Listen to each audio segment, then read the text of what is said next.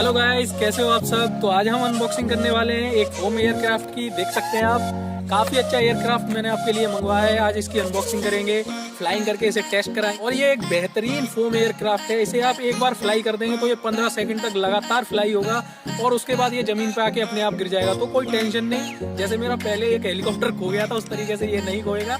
काफी बेहतरीन ये गैजेट मैं आपके लिए लाया हूँ। तो चलिए शुरू करते हैं इसकी अनबॉक्सिंग।